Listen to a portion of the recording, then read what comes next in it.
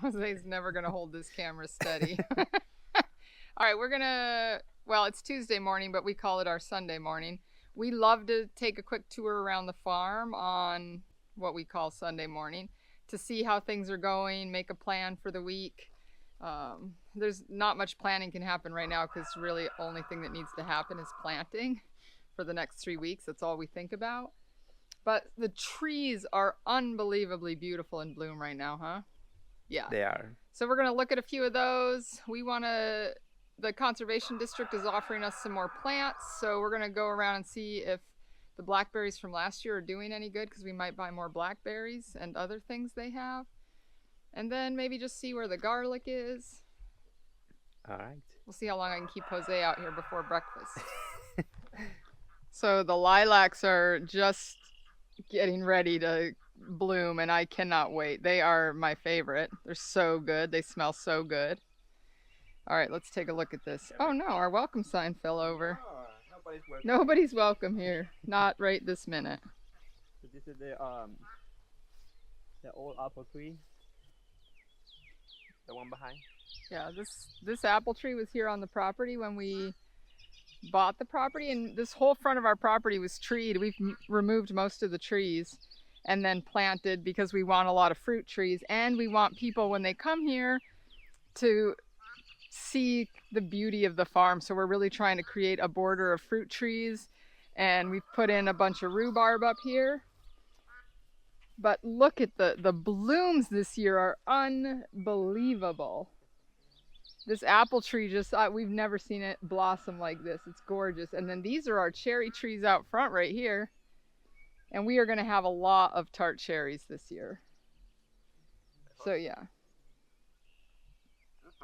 Oh, hummingbird. Yeah. Oh, I can smell the blossoms from here. Wow. Amazing. Yeah, our apple trees that are up here aren't blooming, but I think that's good. These trees, we still aren't letting these fruit trees up here produce. The apple trees that are up here. Yeah. All right, let's go check out the blackberries and the bees. So these front three survived, so that's good news. All right, let's see what we got back here.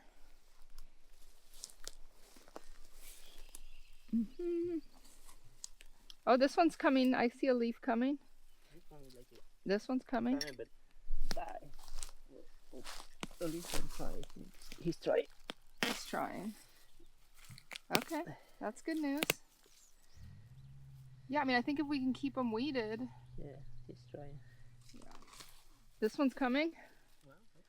All right, so maybe they're all right. What we need to do though is get more mulch brought out here and get this grass pulled back again this year to give them a chance. They love wood piles, so what we're going to try to do is put a lot of shavings down around them and see if we can't get them to go. We really want to do berries, but berries are a long-term prospect, so it's just hard because you don't make money on them the first couple of years until you get them established and going. So we prefer veggies because we make money there. But there's short-term, lot of money in fruit up here. And then our beehives. So we have since lost one more of our 4 beehives. We had one didn't come through the winter very strong, and the other bees ended up robbing it. And just the other bees didn't have a chance that were in there. These 4 or 3 hives that we have are so strong. The snow crushed these poor blackberries this winter bad. But look at the leaves on them already. Look how thick the stems are. Wow. It'd be nice. I came out here last year and ate blackberries. Oh, they're starting to come out?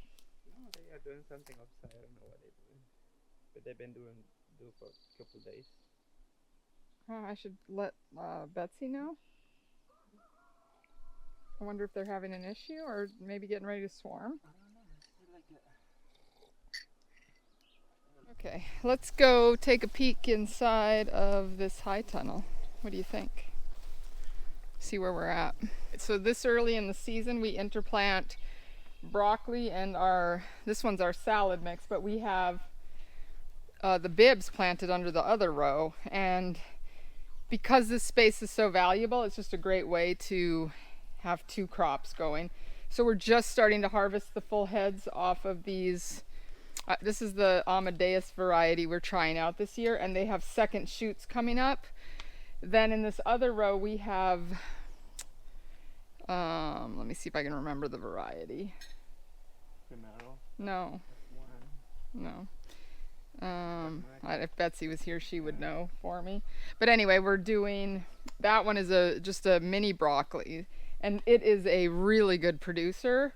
These plants up here didn't start out very well, so they're not super strong, but down middle of the bed that way, they're producing a lot. So it just brings in more money because we're harvesting salad mix. And the beauty with this time of year is we can double harvest this salad mix, which the rest of the summer we don't because it gets bitter very quick. But in here, it does we can do 2 harvests. So we get the money off of 2 harvests of salad mix. And because these broccoli are shading, now it makes harvesting the salad mix tougher, don't get me wrong. But then we're now harvesting broccoli, and broccoli's not a huge money maker.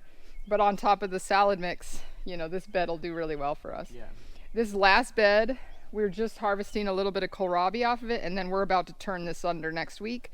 And this one will become, I think we're going to have to do our ground cherries in here this year because we don't really have another spot this early ready. And then this bed that has the broccoli in it and our bibs, we'll turn this one under here pretty quick as well, and this will become our eggplants. So we're not that far off. And so you can see we have carrots, 2 beds of carrots going here. Coming beautiful. Yeah, they're going to be ready for harvest maybe in 2 weeks, I think. Yesterday I was seeing the tops of carrots, and they're actually starting to look like carrots. The carrots? Oh, wow. And then these green onions are just about ready for harvest. I think this Saturday they will be ready. Yeah, I think we'll start Saturday. Yeah. And then we have peas. I'm coming. Yeah, so exciting. Peas are definitely one of our biggest money makers in the spring. Like you can just sell it. And the other beauty with this bed is we always plant our spinach under the peas, and so you can see we've started. The spinach is now done, so I've started just pulling the plants. I don't even pull them, I leave the roots in. I just chop it as I do the final harvest and lay it down. Now it takes me longer to harvest, but now these peas will be mulched nicely, keep the ground cool around them, and then we'll now get the production of peas. So this bed is also a double producer, and we've been harvesting spinach off of this for 4 or 5 weeks already. Yeah. And it's just going to seed. So we're still harvesting though. I still have to harvest the second half of the bed down there. That'll be for Saturday's market, and then we're done with spinach.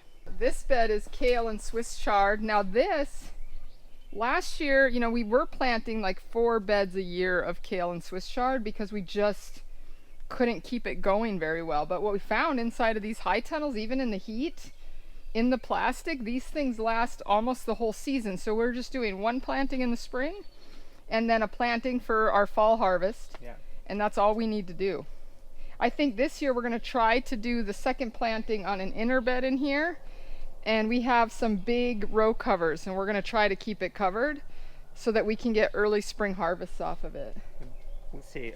They say maybe this winter is going to be a little mild. Probably will be good for us. Yeah, it probably will help out a lot.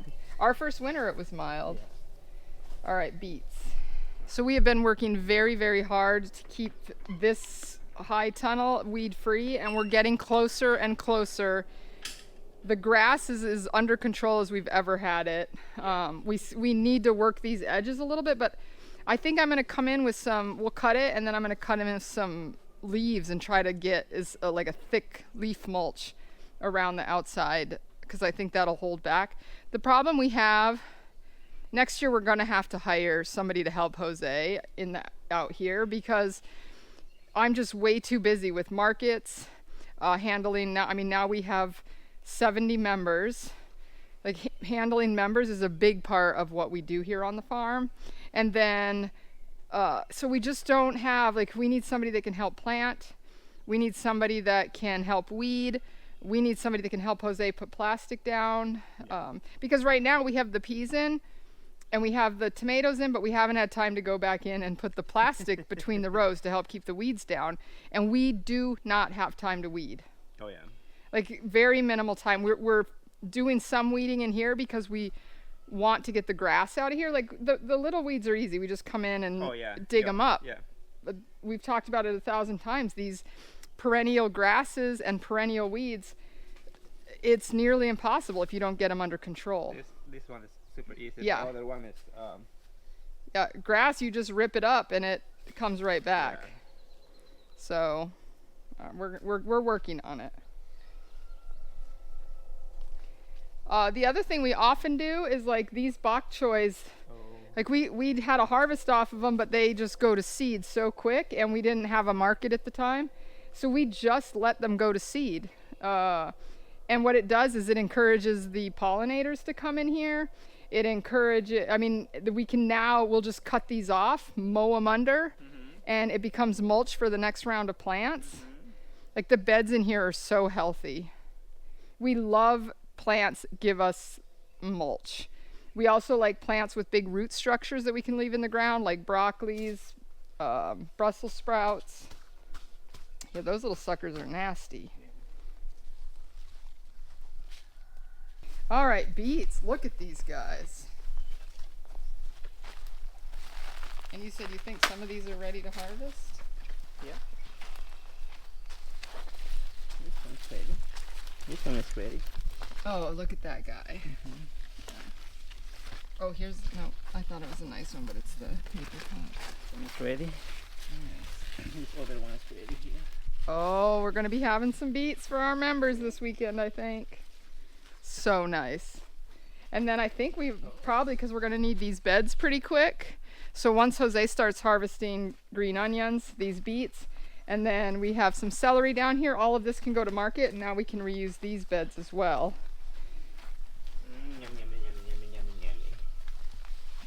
Look at these. They're not going to be real big for market, but they'll be good flavor for stuff. Yeah.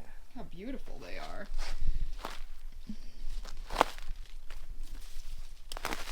So we're harvesting these kohlrabis over here. We grow 3 colors, white, purple, and green.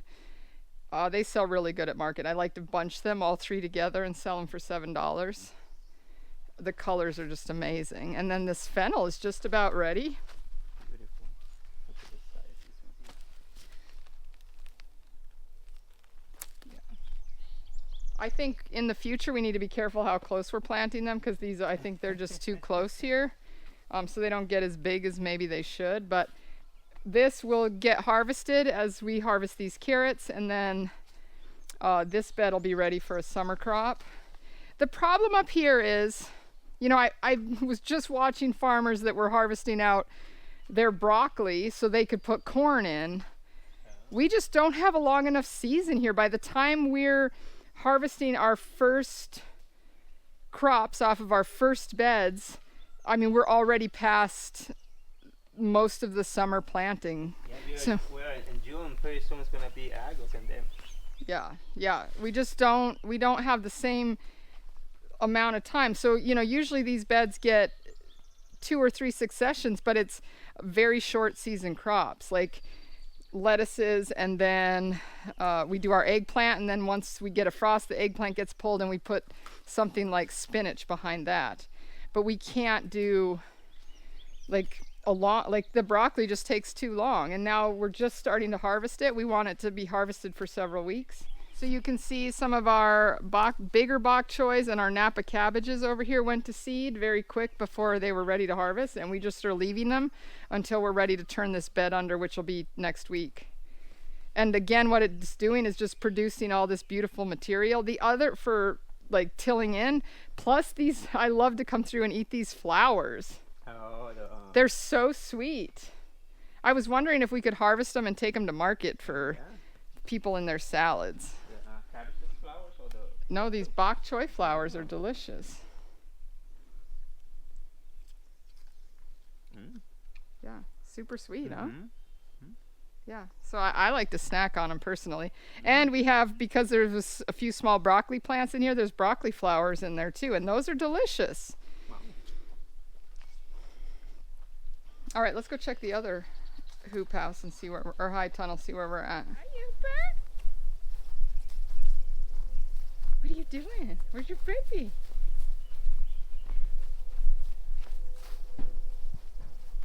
Hi, Tronic. Hi, Tronic. What happened to the doorknob here? The thing's going here is broken. Oh. So today's project, as you can see, we started the peppers the other day. I got that on film, but there's 2 rows. These 2 rows are ready to go. Jose, because he's really quick, is going to come dig my holes for me, and then I'll spend the morning getting these planted. And it should be done this morning. Shouldn't be a problem. But the peppers look like they transplanted really nice. Yeah. They don't. Right now it's very Warm. warm here, so Yeah. they love those temperatures. And I think the soil, it is more too, so it doesn't affect too much. Yeah, and the soil in here is so nice. Again, this one has a lot more grass in it than the other one. Yeah.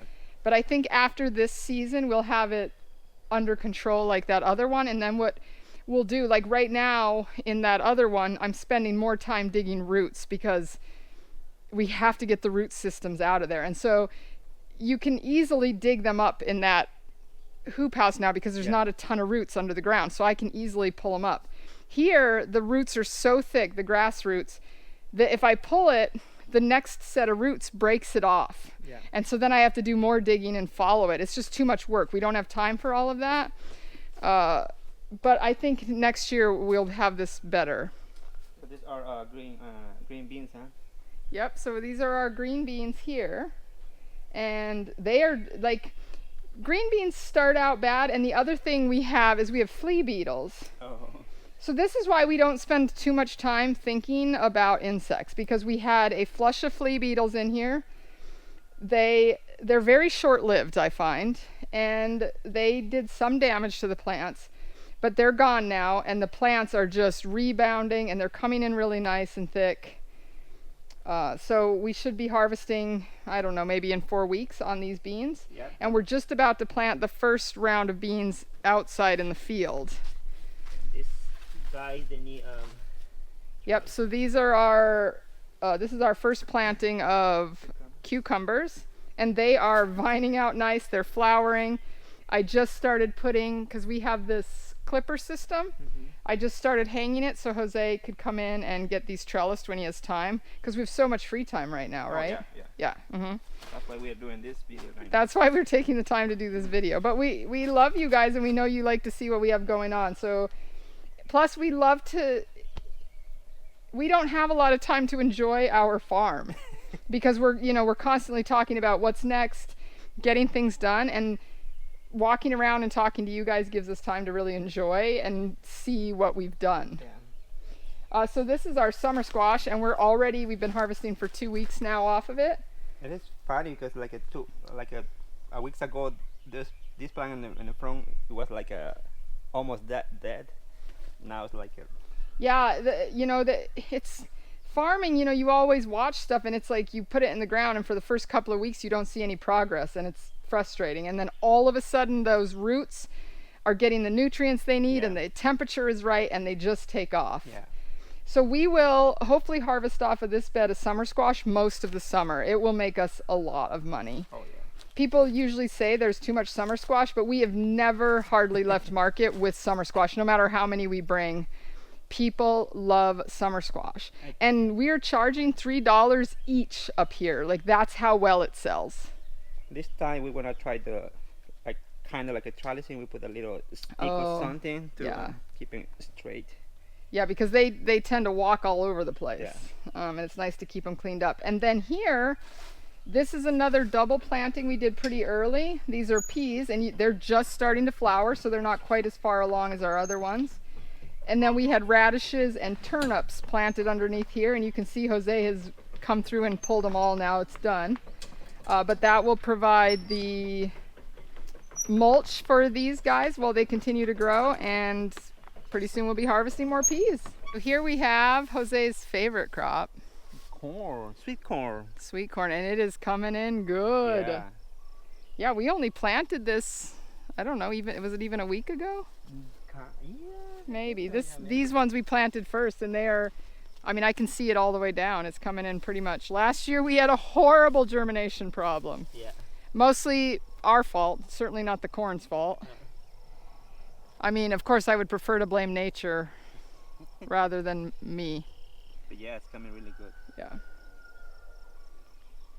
Yeah, it's going to be nice. It's going to be a good corn year, I hope. Yeah, yesterday was just Those two, and now these Yeah. all are coming up. Nice. Yeah. We need rain. I Ooh. haven't seen rain for, It's been very dry for close to 3 weeks, I think. and now I think maybe Friday we got good chance. You know, watering is fine. It works out well, but nothing waters your crops like a good hard Oh, rain. no. It just gets everything wet, really gets the soil wet. You just can't water enough, especially on dry years like this. No matter how much you water, it's never enough. Mm-mm. And the crops after a good rain just, Yeah. they come right up. Oh, Jose, what's happening this afternoon? Well, somebody needs a little extra work in the farm. Yeah, Tronic's work arrives today, so our sheep are coming. Yeah. So we're getting 4 lambs this afternoon. Jose got their space ready in the barn yesterday. Did you film that? Yep. Nice. So that's getting ready. And then today he's got to get the trailer ready. We have from her house to our house is like a 5-minute drive. Last year she let us borrow her huge stock trailer, which is massive. It's like a for 5 horses. Yeah, yeah, it's way too big for 4 tiny lambs. And it was nice that she let us borrow it, but it's just so much easier if we can just load them in our tiny trailer. So Jose's gonna set that up so they can move around in there and not destroy everything. Just because it's literally a 5-minute drive. And so they'll be fine. Okay, so here, this is what Jose is also working on today. What's going here? Potatoes. Yeah, this is our potatoes. So last year this was our Brussels sprouts and our winter cabbages and our storage broccoli. So this year it'll transition to 12 beds of potatoes. So Jose's got to start getting the plastic off of these. And we don't really have to do any bed. We don't do hardly anything for the potatoes because all we do is dig a trench down the middle of all of these, plant the potatoes, and then rebury. Yeah. But we may, because the grass is so thick in these middle aisles, Jose may come through before he digs the trench in the beds. He'll retrench the aisle just to make it easier for us to pull this grass out. And then once the potatoes are in, we'll either mulch or put plastic down between the beds to try to keep the grass down. Yeah, it's not a lot grass, but No, and because we had mulched really heavy in these aisles, this grass will actually pull out really easy because the ground is so gorgeous underneath. That soil is soft and fluffy because of the worms are so active underneath this layer of grass mulch we have between each of these. And so it just makes everything really nice.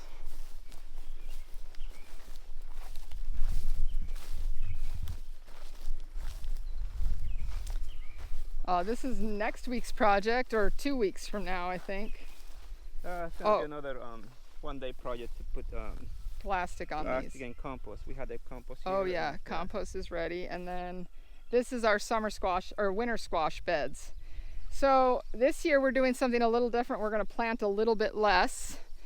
So we're doing, because they vine out so much, we want to give them space. We think we're crowding them too much. So we're going to do a bed of spaghetti squash on the outside, and then we'll do 2 beds of butternut squash, 2 beds of acorn squash, 2 beds of delicata squash. All of those will be separated by 1 bed. So we'll do like 2 beds of butternut, and then we'll have an empty bed with just plastic on it, and then we'll do 2 beds of delicata and then an empty bed in between.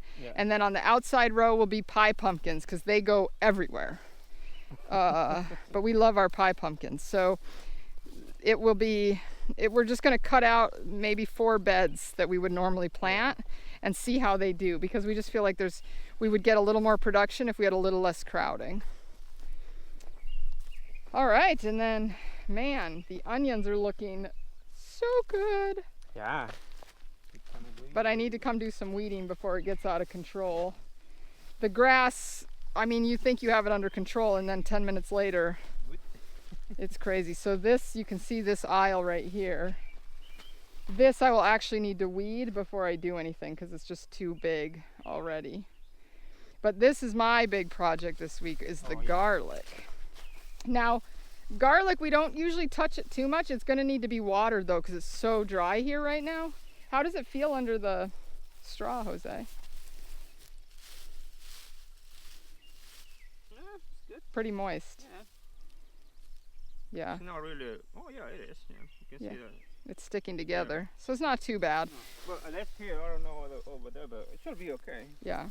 And this is a different variety. It grows different, so it's much lighter in color, but it gets a weird scape on it. It's not like the rest of them. This is our Asian Tempest. It's such a beautiful red clove though, and this was the first year we had enough to plant almost a full bed. After this year, we'll have enough to do a full bed. And then this is our Enchelium Red, which is our first time growing soft neck, and it's looking really good. Yeah. It's much smaller than our big garlic varieties. And then these are our two smaller varieties. So this is the Chestnut Red and the Pahosky Purple are these two outer rows. So what I need to do is I need to come in and weed this while the grass is, I mean, there's grasses growing in these aisles before they get too big. Yeah. But in the garlic itself, there's not that many weeds. It's only in these aisles, but it's so hard to come out here and pick garlic when there's huge weeds down the middle. But I can probably come in here with a hoe rather than having to get down on my hands and knees, which is how I do a lot of my weeding. I don't know why I like it, but it's very slow. Yeah, I think we can use like that thing, the whole. Yeah, come out here with the, Yeah. like a stirrup hoe or the other hoe, and just get these under control, and then we can come in and put some extra mulch in. But yeah, the garlic is looking phenomenal this year. So in I think at the end of July, we have a tour here on the farm to talk about regenerative farming.